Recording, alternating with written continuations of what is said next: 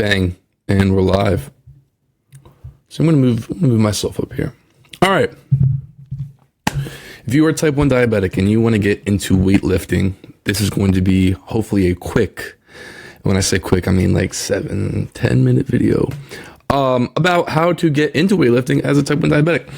Because there's a few key things that we need to keep in mind as we progress. My name is Brooks Gyro.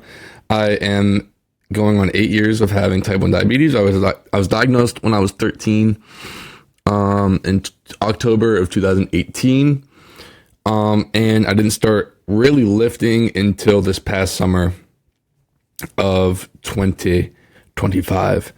I'll try and put a picture on the screen of kind of the progression I've had so far. I'm approaching a year of lifting and I feel like I've made some pretty solid gains so far. But that's keeping in mind this stuff that we're going to talk about of being a type 1 diabetic. So without further ado, let's get started.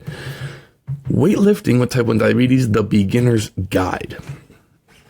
So starting here, it's just kind of a general overview, right? Lifting is one of the best things that you can do as a type 1 diabetic because it improves our insulin sensitivity. As you know, type 1 diabetes, well, if you don't know, type 1 diabetes means your pancreas, the organ that creates insulin, doesn't create insulin anymore, right? So you have to rely on an insulin pump, which I have on right now.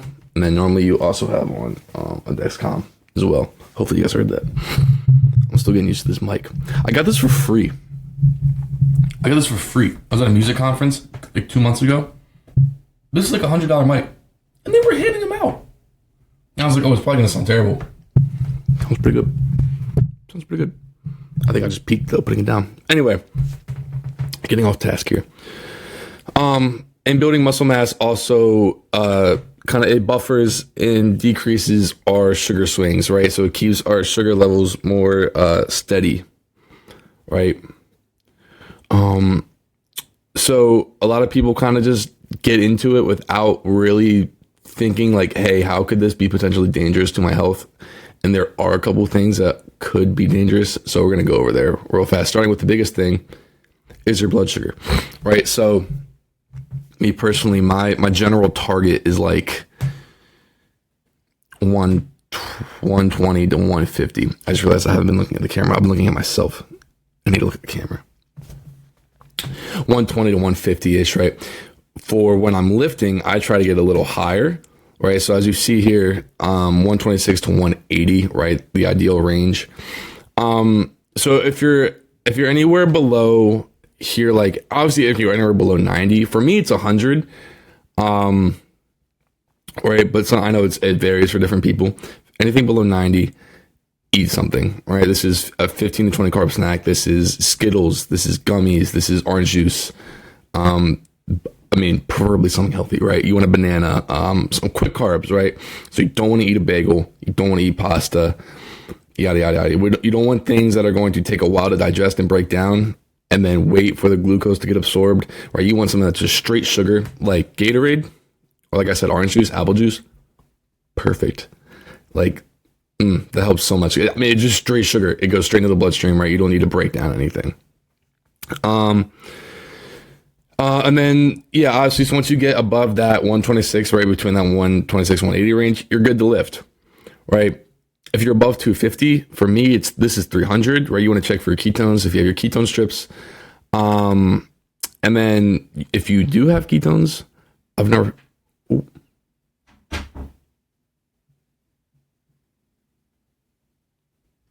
See, someone was trying to come down here. But they heard the video. I've never had ketones, but if you do skip your workout, your health is much more important. The health of your kidneys is much more important. You don't want another organ shutting down. You already have one.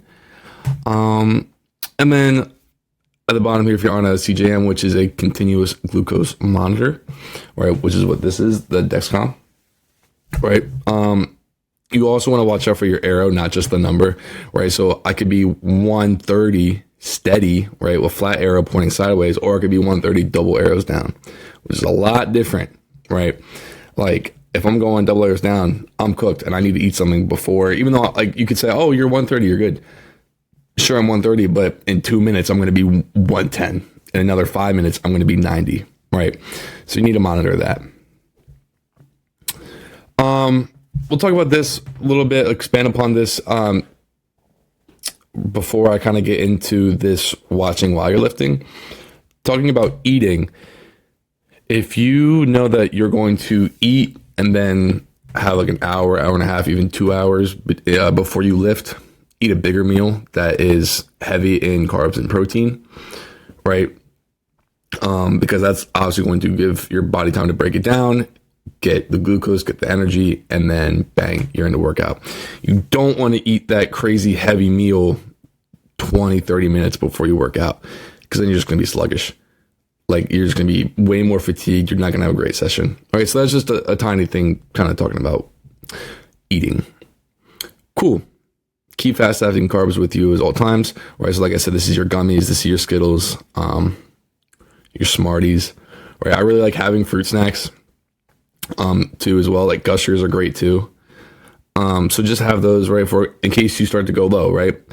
Checking every 30 to 45 minutes. Honestly, this could also be 20 minutes or this could be an hour. I would recommend 30 to 45, right? But it's also based on how you know that you react with your body, right? So go off how you feel, right? If I check it and it says 170 and like 5 minutes later, I'm like, like I'm feeling really weak all of a sudden, I could be dropping like crazy, you know? Watch out for your symptoms, right? The low symptoms, the shakiness, sudden unusual fatigue, confusion, racing heart, sweating, right? This is all stuff that I get. I normally get the shakiness. And then the sudden unusual fatigue, I feel it in my legs a lot. And like, you know that feeling when like you wake up and like you can't like make a fist? That's like what feeling low feels like. It's interesting. It's weird. So like imagine like having that feeling and then trying to like lift 2 dumbbells or like press 2 dumbbells. Like that's just, you're not going to do that. Never ever going to do that. This is important. Heavy lifting, low reps, high weight versus high reps, low weight, right? So your heavy lifting, your compound stuff, this is going to more stabilize your blood sugar and sometimes even raise it due to adrenaline. So let's say you're doing a big bench press, you're doing a big squat, doing a big deadlift, something like that. You will less like, this isn't to say you aren't going to drop. Don't think that, but you are less likely to drop from those. Rather than if you are grabbing really light dumbbells and cranking out 20 reps, that's your circuit training, right? Like that's gonna drop you more likely. And then for session time, right? Start with 30, 40-minute sessions, right? And then shorten it or lengthen it depending on how you react, right? Don't just jump in and be like, okay, I'm going to work out an hour and a half each day. No, because you might realize 50 minutes in, you're down to 95 and you can't do it anymore, right? So just feel your body, right? And this thing at the bottom here, feel a low coming, stop what you're doing. Doesn't matter what you're doing, stop, fix it. Because you're not Mr. Timmy Tough Knuckles if you continue to push through it. If you're low, like you're just putting yourself in danger, and it's really dangerous. You know, there's a difference between like I consider a difference between being a low and hypoglycemia. Right, a low for me is like anywhere from like 100 to like 60. Hypoglycemia is like 50 and below. Right. So if I'm already having a low and I'm like, okay, let me finish my tricep pushdowns, and I get the hypoglycemia because I'm trying to be the man. Like, no, I'm just putting myself in danger. Like, don't do that. It's stupid. Oh my God, I'm already at 9 minutes. Oh my God, this is not going to be short. This is quick. The delayed low. All right, a lot of people do miss this. After lifting, right, the muscles refill the glycogen stores, right? So this means that it's taking the glucose from your blood, right? And your muscles are refilling themselves, right? So what's going to happen is you might finish your workout, you might be stable, right? You might be chilling. Then a couple hours after, you suddenly drop, right? Because now there's not as much not as much sugar, not as much glucose in your bloodstream. So check your blood sugar even after you're done working out, right? And along with that, try to have a recovery meal, right? This is where, let's say even if you do eat that big meal like an hour before, you still have a meal afterwards, right? Make sure it has the carbs, protein. I love chocolate milk and bananas. These four here, these are like my big four. And peanuts, like peanut butter, peanuts, same thing, right? So like I love spamming those four. Greek yogurt with like some protein powder, some oats, and some honey. Try it. And then so if you work out at night, this is a little different because obviously you aren't going to be awake to check your sugar depending on what time you go to sleep and what time you worked out, right? So really make sure that you are checking and monitoring that before you sleep. Talk to your endocrinologist if you are having lows overnight, right? If you work out at 8 o'clock, 9 o'clock, you get home, you go to bed at 11:30, right? And then you have that delayed low. Talk to your endocrinologist about lowering the overnight basal, right? And again, all of this stuff you should talk to your endocrinologist about. I talked to my endocrinologist about lifting, taking creatine. Please look at the camera. Taking creatine, and a bunch of other stuff like that, right? Monitoring my basal, my activity mode, my manual and automatic mode for my pump, right? So this is just me speaking from experience and what has worked for me. Please, 1, listen to your body. 2, talk to your endocrinologist. 3, like, I don't know everything. You don't know everything, right? Like, we know more about it than most people, but like, still, we're all learning. So don't think you are top 10 experts because you're not, and I'm saying that to protect you, not to be a jerk. Bang. This is much more personal, meaning or much more individualized, right? So insulin during your workouts, I put my Omnipod in what's called activity mode, like an hour or two before, which lowers my basal rate. I couldn't tell you how much it actually lowers it. I kind of forgot. But that just means I'm getting less insulin before I work out. So that way my blood sugar is a little higher when I start to work out and when I'm using the glucose, right? When I'm exerting that energy, I'm not dropping from that as well as my normal insulin, right? So like if this is my normal insulin rate, right? Normal basal rate, this is it when I am lifting. And then this is me like getting low from working out. Does that make sense? I hope it does. But yeah, everyone's different. Please track your patterns over time and notice, okay, maybe I don't need to put it in activity mode because when I put it in activity mode or lower your basal rate, you get too high, right? And then you could reach hyperglycemia. Unlikely, but it could happen. I just peeked when I said but. It's going to stink. Okay. What to bring to the gym every time. This is important. Fast acting carbs. Say it with me now. Skittles, juice, candy, gummies, aka fruit snacks. Like the big 3 is like orange juice / apple juice. We'll just say juice, gummies, so fruit snacks or gushers, and like straight sugar, like pixie sticks, glucose tabs, Smarties. Right? Sometimes people have gel or like icing. I've had icing before. It's just weird to carry around. It kind of gets gross. Medical ID on my phone. It says I'm a diabetic. I also have a bracelet that's on my backpack that I have. That just lets people know, hey, like I'm a diabetic. So if I pass out, you know what's going on. Glucagon. Everyone, if you're diabetic, you know what a glucagon is. Pretty much, it's just like a sugar shot. It's like an EpiPen for diabetics, right? If you go into hypoglycemia and you need the glucagon to kind of wake you back up. Try to have a gym buddy, try to have a gym partner, because it's much safer for you, right? Personally, over the summer, I was like, I don't like having a gym partner. Like I like to work alone. It's just faster. I can listen to my music. And then when I got into the school year, I'm like, I really like to have a gym buddy. I don't know, something kind of flipped for me, but it is much safer to have a gym buddy as a diabetic because if you go low, you have somebody designated to help you.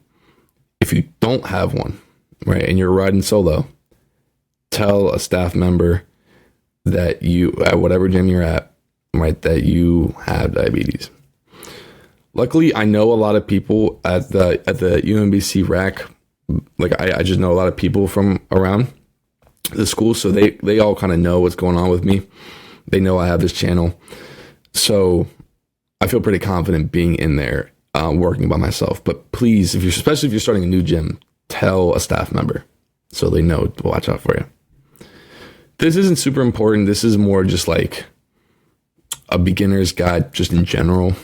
Like if I had to recommend something to start with, it's a 3-day push-pull legs. It's a Monday, Wednesday, Friday. You rest on the weekends, right? Your Mondays, your push. Your Tuesdays, your pull. And your Friday is your legs. If you don't know what push-pull mean, pretty much it is the motion of pushing, right? So you're pushing weight out versus pulling weight in, right? So like the best example is on a push day, you do a bench press, right? You're pushing the weight out. And on a pull day, you do like a lat pull down, right? You're pulling it down. Then legs is legs. But that is, that's not, I don't want to say it's not important. Of course it's important. But for this specific video, it's not super important. And to wrap it all up, check your sugar before, during, and after your workouts. You can never be too safe with that stuff, right? I know I've definitely had some lows in the gym before. Nothing too crazy because I'm prepared, which, it takes learning to know how your body's going to react, how you're going to respond to stuff.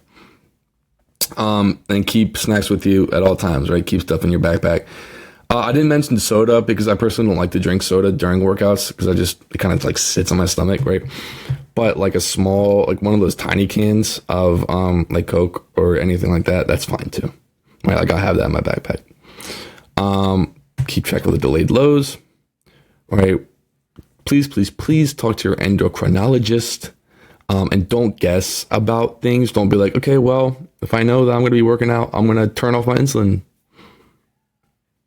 No, don't do that because that you're putting yourself in different danger, right? So don't do that. 3-day PPL split PPL push pull legs, right? But again, that's something that you can decide yourself, right? That's just my recommendation. Yeah. And so like I keep saying, like I'm not a doctor. I'm a music education, music technology student, and I'm just somebody that likes to lift weights, right? So take what I'm telling you here seriously, right? But also talk to your endocrinologist, talk to the professionals, do some more research on your own, right? If you're confused about stuff. But yeah, this is just all stuff that I've personally experienced, and I'd like to give that experience off because this is pretty important stuff, right? Because surface level, this is dangerous for us to do.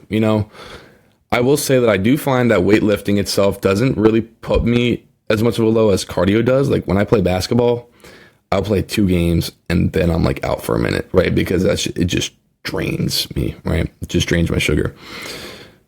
But everybody's different, right? So, this is important to know. But thanks guys so much for watching.